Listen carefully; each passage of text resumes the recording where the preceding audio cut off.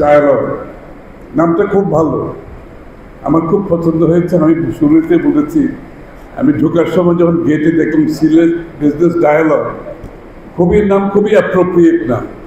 কারণ হচ্ছে আজকে আমাদের এটা কিন্তু একেবারে ফর্মাল কোনো জনসভা হিসেবে আমরা নেব না, ঠিক আছে?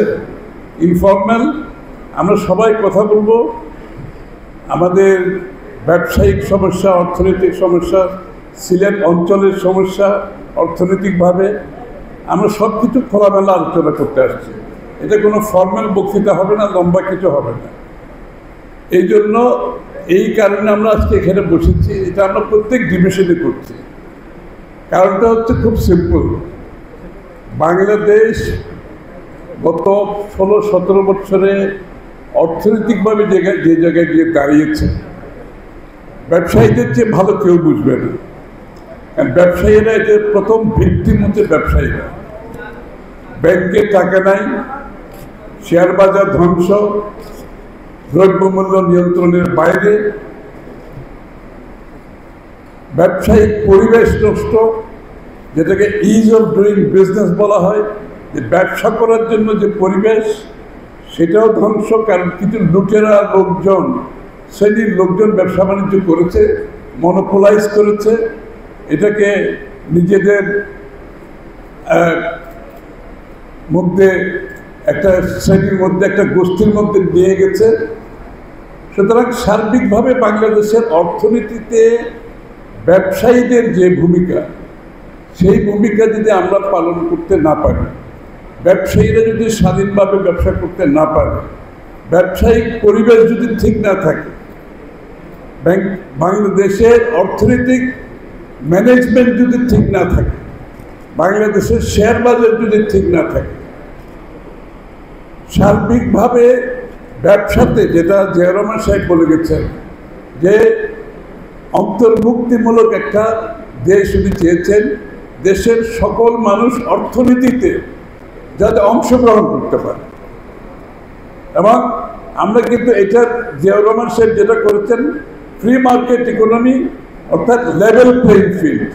লেভেল প্লেইং ফিল্ড মানে বাংলাদেশের প্রত্যেকটা মানুষের ব্যবসাতে ঢোকার জন্য একটা পরিবেশ থাকতে হবে, এবং সেই পরিবেশ বাংলাদেশে নষ্ট করে দেওয়া হয়েছে। সেই ব্যবসার পরিবেশটা একটা গোষ্ঠীর হাতে চলে গেছে। তা আমরা চাই বাংলাদেশে একটি সার্বজনীন ব্যবসার পরিবেশ তৈরি হোক। আপনার অর্থনৈতিক সমৃদ্ধি না থাকলে বাকি কিছু হবে না। ইলেকট্রা এয়ার কন্ডিশনার কম বিদ্যুৎ খরচে দেবে অধিক শীতলতা, আর সেভিংসও হয়ে যাবে। তাই আপনার নিরাপত্তাও শক্তিশালী হবে না, আপনার সমাজ শক্তিশালী হবে না, আপনার রাজনৈতিক অবস্থানও শক্তিশালী হবে না। সুতরাং অর্থনীতি হচ্ছে সব কিছুর মূলে। আমরা অর্থনীতির উপর অনেক বড় জোর দিচ্ছি। আমরা আমাদের কাজ শুরু করে দিয়েছি। যদি সরকারে আসার সুযোগ হয়, প্রথম দিন থেকে, ডে 1 থেকে যাতে আমরা সিদ্ধান্ত দিতে পারি। আমরা সময় নষ্ট করতে চাই না।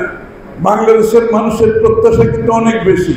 বুঝতে হবে, আগের মতো রাজনীতি হবে না। রাজনীতি পরিবর্তন হয়ে গেছে। বাংলাদেশের মানুষের মন মানসিকতা পরিবর্তন হয়েছে, প্রত্যাশা পরিবর্তন হয়েছে, আকাঙ্ক্ষার পরিবর্তন হয়েছে। এটার সাথে যদি আমরা রাজনীতি যারা করি, আমরা যদি চলতে না পারি, আমি পরিষ্কারভাবে আপনাদেরকে বলতে চাই, তাদের কোনো রাজনীতি বাংলাদেশে থাকবে না। ওই রাজনীতিবিদেরও থাকবে না, ওই দলেরও থাকবে না। এটা আমরা অনুধাবন করে, আমরা এটাকে ধারণ করে এখন থেকে কাজ শুরু করেছি, যাতে করে আমরা সময় নষ্ট না হয়। আমরা প্রথম 180 দিনের প্রোগ্রাম দেব, 100 দিনের প্রোগ্রাম দেবো। আপনারা জানেন আমরা 18 মাসে 1 কোটি লোকের চাকরি ওয়াদা করেছি।